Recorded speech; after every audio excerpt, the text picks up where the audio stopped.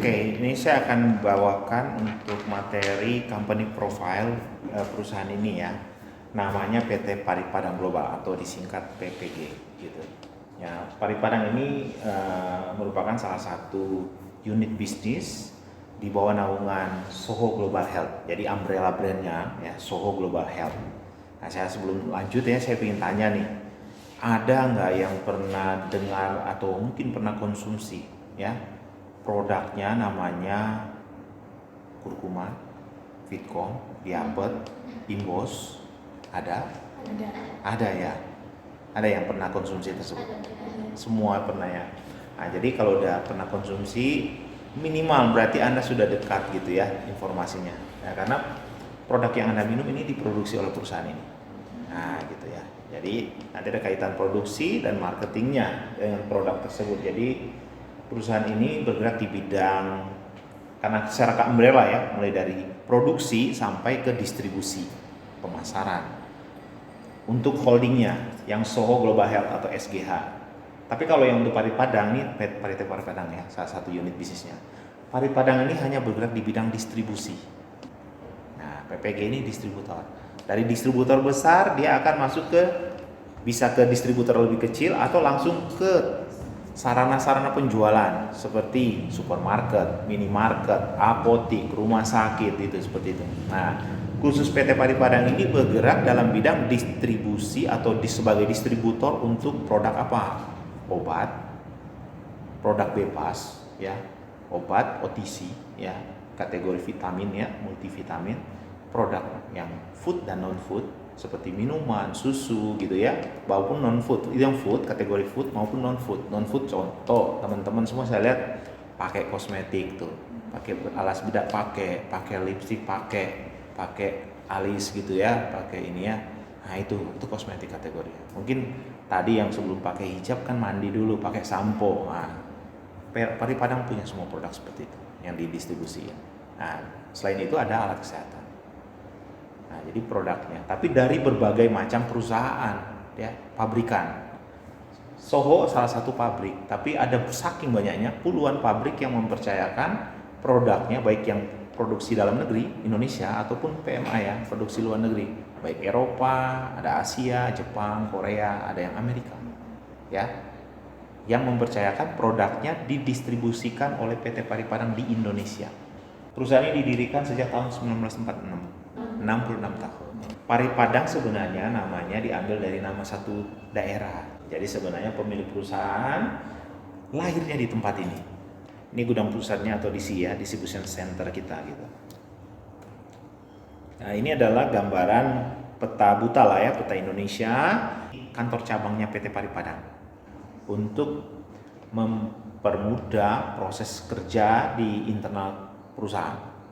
Baik itu satu, dia menggunakan kita sistemnya pergudangan ya, pergudangan yang secara sistemnya sudah yang modern ya.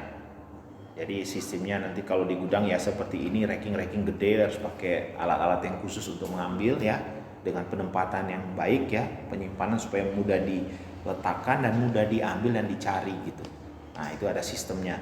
Kemudian kita juga punya sistem pendukung lainnya adalah sistem IT, informasi teknologi, yang mendukung kita menggunakan sistem ERP-nya SAP. PPG menunjuk lembaga yang melakukan survei customer. Tujuannya apa? Untuk mendapatkan feedback gitu, mendapatkan umpan balik penilaian mereka ya. Mereka menilai distributor Paripadang dan distributor lain itu seperti apa, yang mereka rasakan, kepuasan pelanggan mereka seperti apa. 2 tahun sekali Paripadang melakukan survei. Yang disurvei itu apotik, berarti PIC apotik, rumah sakit, toko obat, klinik ya, dokter, supermarket, minimarket gitu, toko obat, toko kelontong, banyak banget gitu. Salon, ada koperasi juga. Nah, ini toko kosmetik termasuk. Nah, ini penilaiannya, tingkat kepuasan pelanggan terhadap pelayanan Paripadang dengan distributor yang ini. Saya pakai apa aja simbol ya. Ini perusahaan-perusahaan yang lain yang bergerak di bidang yang sama, distributor juga ya, tapi saya pakai simbol. Nah, ini adalah lambang-lambang merek atau lambang perusahaan yang saat ini produknya itu adalah atau mereka itu mempercayakan PPG sebagai distributornya. Proses kerjanya berarti sistemnya, karena ini distributor ya, lokal, khususnya cabang. Berarti perusahaan ini otomatis belanja barang ya. Nah kan bahasanya. Kita belanja barang kemana? Nah karena ini sifatnya kantor cabang. Kantor cabang berarti kita belanja barangnya ke kantor pusat dulu di Paripadang. Masih ke Paripadang. Kantor pusat yang belanja barang langsung ke pabrik. Dia akan purchase ke sana. Purchase ordernya ke pabrikan. Tapi pabrikan yang memang sudah kerjasama ya. Pasti dia menunjuk Paripadang sebagai distributor di Indonesia. Karena kita harus ada legal standing sebagai distributor, nggak sembarangan. Apalagi ini produk-produk ada yang obat, nggak bisa sembarangan pertanggungjawabannya. Ya. Karena jualan ini bukan hanya sifat bisnis saja, tapi ada aspek kemanusiaannya. Karena khususnya obat sama makanan. Lebih spesifiknya ada kaitan ke kesehatan. Karena ini kita namanya PBF, Pedagang Besar Farmasi.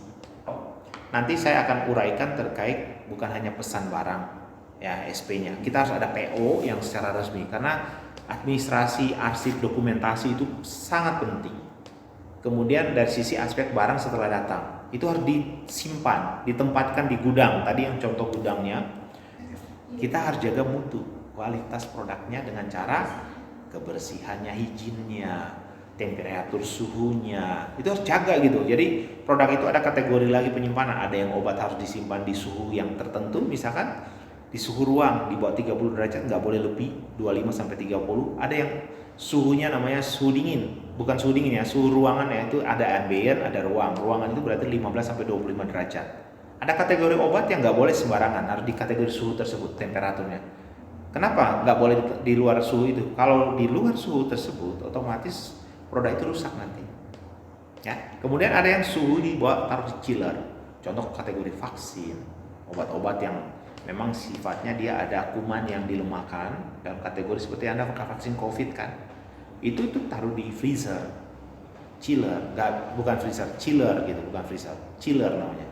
Dengan suhu rentang 2 sampai 8 derajat. Nah, kalau di distributor farmasi seperti ini, hal-hal itu sangat sensitif, harus sangat diperhatikan. Itu tidak boleh, toleransinya 0 atau 0, nggak boleh ada toleransi. Oh boleh deh, kasih aja nggak apa-apa, nggak bisa begitu. Ya gitu. Istilahnya hitam dan putih. Kalau di suhu gitu harus ditaruh di suhu itu. Nggak boleh kalau suhunya harus di chiller, taruh aja di situ, nggak perlu, nggak apa-apa kok orang nggak. Ya kita gini. Walaupun misalkan tenaga medis tidak memperhatikan, masyarakat tidak memperhatikan, tapi kalau di Paripadang ini sangat menjaga mutu. Jadi masyarakat umum tidak memperhatikan produk itu, kita mau taruh dimanapun nggak akan tahu kan. Tapi tidak, untuk di sini kita punya SOP itu tadi, nanti ada SOP, standar operation procedure yang harus ditaati karena kita menjaga mutu. Maksudnya gimana? Karyawan di sini dilatih punya ya istilahnya core conduct-nya ya, nilai-nilai yang harus dianut. Berarti waktu kita menjaga produk itu seperti nyawa orang lain, seperti kita menjaga nyawa diri kita. Sehingga kita tidak ingin mau orang juga akan buat seperti itu gitu. Itu kuncinya. Ya ada key point-nya gitu. Jadi betul-betul produk itu walaupun orang nggak lihat, kita tempatkan sesuai dengan penyimpanannya, suhunya, kategorinya. Nggak bakalan kita sembarangan. Karena kita berharap produk, tentu kita punya doa juga di perusahaan. Selain aspek bisnis ingin cari keuntungan, dari aspek bisnis kan itu namanya ya. Kalau bisnis berarti harus ada untung. Kalau nggak ada untung, ya rugi, bangkrut, karyawannya nggak digaji nanti. Tutup. Tadi harus bisnis.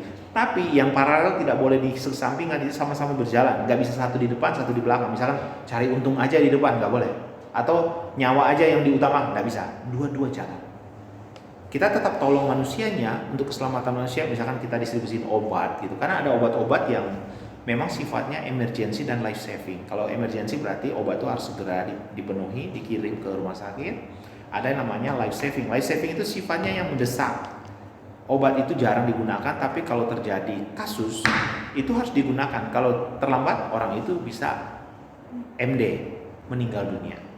Otomatis itu ada sifatnya, selain kita harus siapin barang, menyiapkan, menjaga kualitas tadi penyimpanan dan mendistribusikan dengan cepat gitu. Jadi ada kaitan nanti ya. Jadi aspek bisnisnya tadi kita pesan barang. Kemudian setelah barang masuk, tapi harus ada dokumentasi. Ada polisinya yang mengaudit. Selain audit internal ada dari kantor pusat, kita ada audit juga. Tapi ada audit eksternal. Eksternal itu siapa? Pemerintah. Pemerintah itu siapa? Balai POM, Badan POM. Kemudian ada namanya Dinas Kesehatan. Mereka sewaktu-waktu datang dan mengaudit pelaksanaan bisnis yang ada di perusahaan ini. Apa yang diaudit aja? Ya salah satu tadi mulai pesanan. PO-nya benar nggak? Barangnya jangan-jangan sumber barangnya itu bukan barang dari sumber resmi. Nah ini perusahaan berizin, perusahaan yang taat dan patuh. Jadi ngambil produknya dari sumber resmi, dari pabrik resmi. Gak boleh sembarangan karena demi keselamatan dan kesehatan masyarakat. Itu pertama, Balai POM akan ngecek itu. Penyimpanan contoh produk tadi ditaruh nggak sembarangan, penyimpanan kena sanksi nanti, bisa ditutup perusahaan. Pemerintah ada mengecek itu. Jadi bukan hanya aspek bisnis ya, tadi aspek kalau untuk di distributor yang Anda saat ini kebetulan yang saya jelaskan, Anda jadi punya wawasan ya. Jadi bisnis itu tidak selalu cuma urusan bisnis. Nah, kita di sini ada dua aspek, bisnis dan keselamatannya. Gitu. Nah, kalau di sini pasti ada aspek laba rugi, untung rugi, plus tadi nyawa, gitu. Kita sama-sama nggak boleh kesampingkan. Nah, setelah barang itu alurnya ya, barang itu kita pesan dan barang datang, tapi harus ada dokumentasi. Setelah barang datang, otomatis barang itu akan disimpan sesuai dengan kategori. Pertama kategori produk tadi, obat di mana ada ruangan tersendiri, alat kesehatan ada ruangan tersendiri penyimpanan. Jadi di gudang di belakang ini, dari itu ada sekat-sekat, ada ruang-ruang khusus yang sudah diatur dengan standar suhu yang tepat juga. Ya, obat itu terbagi 3 lagi kategori. Ada obat yang di bawah suhu 30 derajat, ada yang di bawah suhu 15 sampai 25 derajat, ada yang di chiller. Ada 4 sebenarnya kategori. Ada namanya obat yang kategori obat keras terbatas, OKT. Obat keras terbatas itu adalah obat yang memang dalam pengawasan khusus. Kalau di distributor obat tuh. Jadi kalau Anda pernah dengar orang ada namanya narkoba, ya, kategori narkoba ya, narkoba ya, ekstasi dan sebagainya. Ya kita jualan produk itu. Tapi bukan jualan bebas, maksudnya ke pengedar yang orang yang sehat tapi mau pakai, bukan. Ini orang yang memang lagi sakit kejiwaan, yang otomatis harus diterima dengan obat tersebut oleh dokter kejiwaan, spesialis kejiwaan. Jadi hanya ke rumah sakit, apotik yang berizin yang memberikan pesanan aja. Kita punya produk itu, disimpan. Dan itu, nah kalau yang itu, yang audit selain Balai POM sama Dinas Kesehatan, tapi kalau ada kesalahan distribusi, itu ikut campur juga kepolisian. Jadi hati-hati, nggak boleh sembarangan. Nah itu. Mungkin Anda tanya, gimana Pak menentukan target pasarnya? Gitu, target marketnya, ya kan? Gitu. Pertama, ini adalah area aspeknya. Tugas tanggung jawab utama manajer cabang itu ya, operasional itu adalah memastikan fungsi tadi penjualan, logistik, berarti persediaan barang, ya, administrasi, ya, sama akuntansi dan keuangan. Otomatis ada aspek keuangan, ya, serta sumber daya manusia berarti manpowernya, ya, karyawannya, ya, yang ada di cabang, ya, untuk dapat memberi pelayanan distribusi yang optimal kepada pelanggan. Ya, dengan bekerja sama dengan prinsipal. Jadi prinsipal yang tadi punya produknya, itu mereka di tiap cabang juga punya perwakilan. Di setiap cabang dia punya perwakilan yang mereka tim juga yang mempromosikan, yang datang ke dokter, mempresentasikan produknya, datang kemana juga memasang iklan, ya mereka tugasnya itu. Nah, itu. Bawaan langsung biasanya kita punya sales supervisor ya, di bawahnya ya supervisor sales, supervisor logistik, supervisor finance, itu di bawah saya itu ada berapa, minimal 5, tapi saat ini ada 13 orang gitu. Ya kalau tim dibawa kurang lebih minimal 15 sampai 150. Saat ini karyawan kita ada 100 di sini. Kemudian kita masuk tugas tanggung jawab utama. Terbagi beberapa. Pertama adalah tanggung jawab terkait teknis dan operasional. Ini ada kaitan dengan pertanyaan. Tuh. Apa aja kerjaannya? Apa aja nanti aspek bisnisnya ada di sini. Satu, so pasti memastikan mencapai target penjualan. Karena ini distribusi pasti jualan. Anda punya bisnisnya itu. Gitu.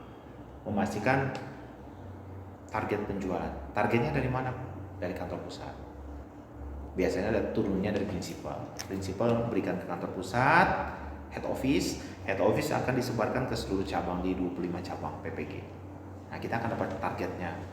Misalkan prinsipal A X rupiah, ini X rupiah gitu, targetnya harus dicapai tiap bulan. Nah, itu target gelondongannya. Nanti di cabang, manajer cabang akan mengelola lagi, seperti saya akan mengelola lagi. Nah, di breakdown lagi ya perbagiannya.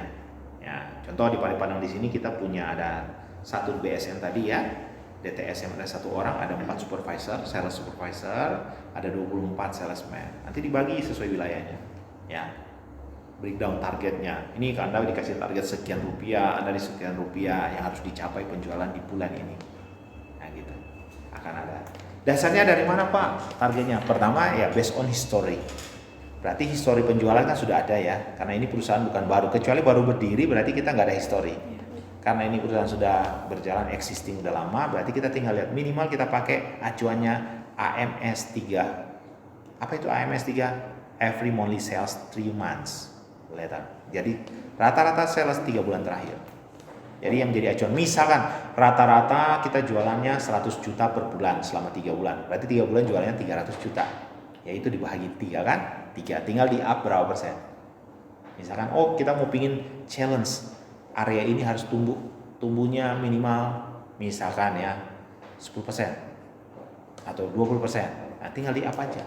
Jadi kan 100 juta rata-rata kita mau up 20%. Dia harus achieve 20% growth-nya, berarti 120 juta. 100 ditambah 20%, 20 juta kan ya. Jadi target Anda 120 juta, itu caranya.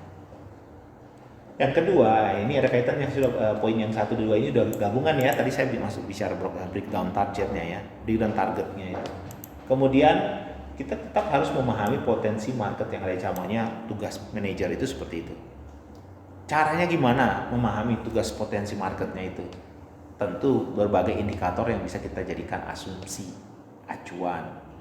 Nah, misalkan satu populasi, ya kan ya, populasi wilayah daerah tersebut, oh ini populasi manusianya sekian, berarti gambaran potensinya misalkan mereka punya pendapatan per kapita sekian, nah seperti apa gitu ya, berarti kita punya challenge, ini kita bisa naikkan pertumbuhan bisnisnya targetnya sekian gitu. Ada banyak caranya sebenarnya.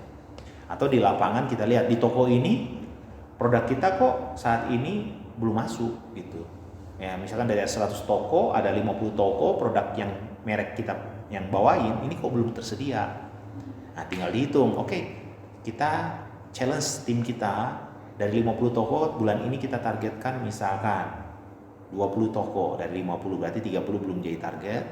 Berarti 20 toko itu minimal harus masuk produk A tersebut. Produk A tersebut masuk dengan minimal ya, kita minimal ya, minimal drop size-nya misalkan 6 box atau 6 botol. Nah, kita kan punya angka ya, satu botol itu harganya berapa? Misalkan 10.000, berarti 60.000, 6 botol kan ya? Kali 20 gitu. Ya kan ya? 60.000 kali 20 toko gitu. Nah, itulah targetnya yang bisa itu challenge, berarti kan challenge buat tim untuk memasarkan vitamin D. Itu yang paling baru, ini produk paling baru yang terjadi. Contoh, misalkan terbit produk baru seperti ini dari prinsipal, otomatis Parepare punya target marketnya kan ya, ditentukan list outletnya dan kita harus distribusiin gitu. Oke, memastikan stok level berarti otomatis cabang harus memesan barang. Kalau ada pesanan tapi barang nggak ada, ya nggak ada sales ya, nggak ada omset. Oke, memastikan aktivitas kontrol terhadap expired date dan penarikan barang yang dilaksanakan sesuai protap. Maksudnya produk-produk kan yang dijual kan ada juga yang nggak laku di toko ya atau di apotik. Ya, itu otomatis kalau mendekati expire otomatis ditarik. Otomatis itu nggak boleh dijual lagi, akan dikembalikan ke pabrik, di-destroy. Jadi produk yang sudah expired dan tidak laku dan dikembalikan itu tidak akan dihendap di distributor, yang istilahnya teknisnya distributor yang ambil, tapi akan dikembalikan ke pabrik dan otomatis dimusnahkan, itu nggak bisa diproduksi lagi. Kemudian melakukan joint visit berarti kunjungan ke pelanggan. Ya, paling sekali-sekali kalau manajer itu pasti joint visit dengan salesnya, supervisornya, untuk memantau ya aktivitas atau di lapangannya, misalkan di supermarket, toko gitu.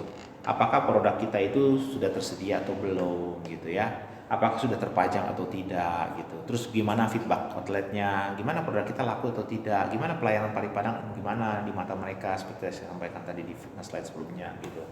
Kemudian melakukan joint visit, melakukan koordinasi, ya pasti kita membina hubungan baik ya, keep relationship ya dengan prinsipal maupun dengan pelanggan.